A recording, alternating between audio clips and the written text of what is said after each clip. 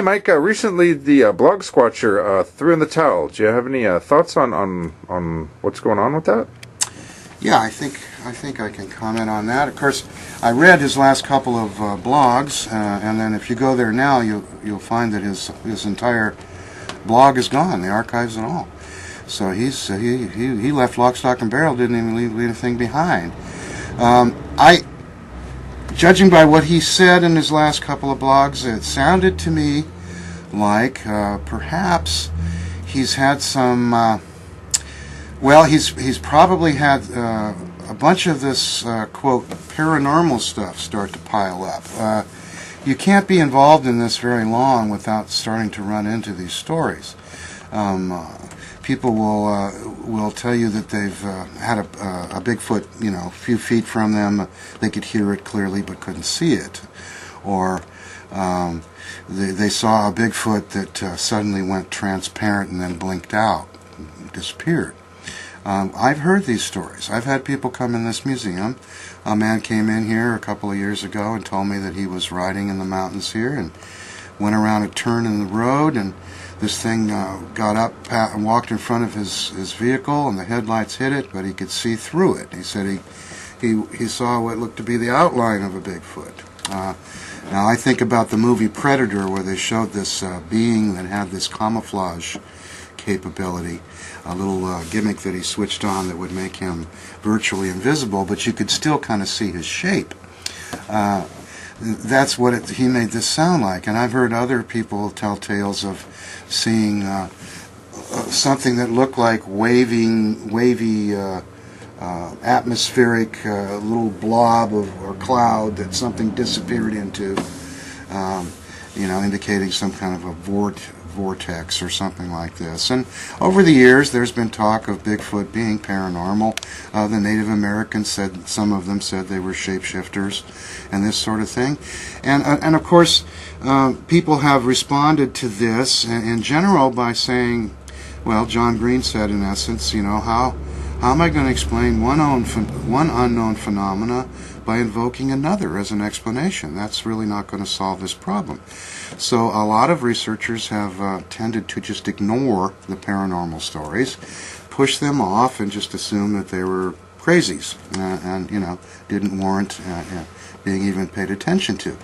I, on the other hand, have always listened to the stories and made note of them, but the problem is, what can you do about it? How are you going to prove that a Bigfoot can become invisible when you can't even get close enough to one to get a picture of it, or to even see it yourself? Recently, we've had a few people who've been lucky enough to come up with some thermal image shots. We've got a few game camera pictures now that look like maybe a Bigfoot's real close to the camera, and you can see a little fuzz sticking in on the edge of the picture. But really, nothing better than that. So how are you going to establish and prove that the Bigfoot can go in and out of other dimensions or be a shapeshifter? It's pretty hard to do that. So what you have to do, in essence, is kind of take that on faith. You have to have a belief, or the willingness to have a belief that there might be things like this that happen.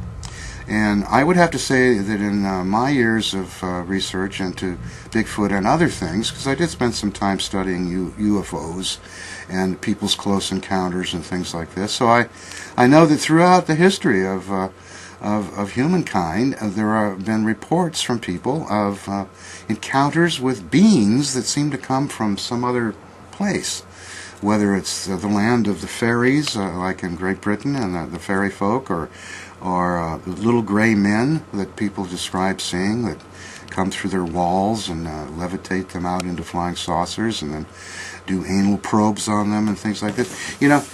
People want to discount this stuff offhand, and I don't do that.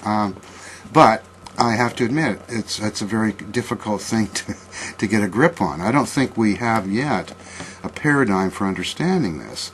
There's a man named Henry Franzoni, who has recently written a book where he has attempted to talk about this and put it into scientific terminology. based on things like Tesla technology and vitalism and some of the older concepts that were wiped out with the Industrial Revolution and the onset of modern science.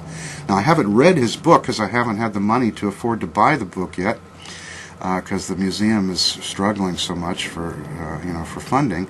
I haven't read his book, but I think I have an idea of the essence of it. And recently Autumn Williams also came forward and decided that she wanted to be looked at not as a researcher but a witness advocate. And I think and she said that she's going to be working on a book where she's telling a story that was told to her by a man who claims to have had a habituation scenario with a Bigfoot and learned about them and I guess spent time with them and so forth. And she's saying that I'm going to write about this, and in my opinion this is the truth, but I don't want you to expect me to try and prove it, because I'm not going to even attempt to do that, because it's something that can't be proven. So you have to take it on faith. So here we go. Now, it's not like this hasn't happened before in the Bigfoot world. There used to be a man who was spoken of only in terms of his initials, who for a time was a member of our museum and who stalked me for a while, Mr. Beckjord. Everyone's heard of Beckjord.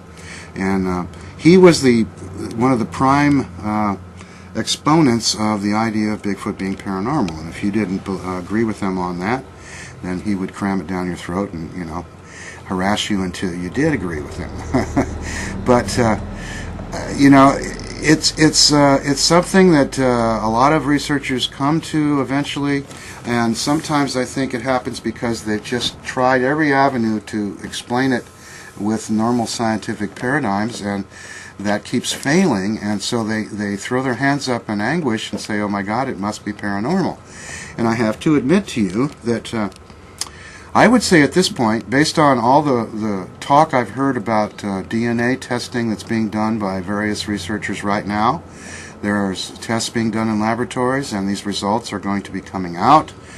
There's this project out of Kentucky that's involving 40 clips of Bigfoot in Kentucky and so forth, and yet this stuff hasn't been made public yet, and people are being very careful about it. And I'm saying to myself, boy, if within a reasonable amount of time, with the amount of people who are looking into this now, and with all the technology that's being put into it, and there is a great deal of money and technology being put into Bigfoot research right now, if in the next 10 or 20 years we can't come up with definitive proof, then I'm going to have to start thinking that, it must be paranormal. It must be some kind of a thing that we don't even have a clue about.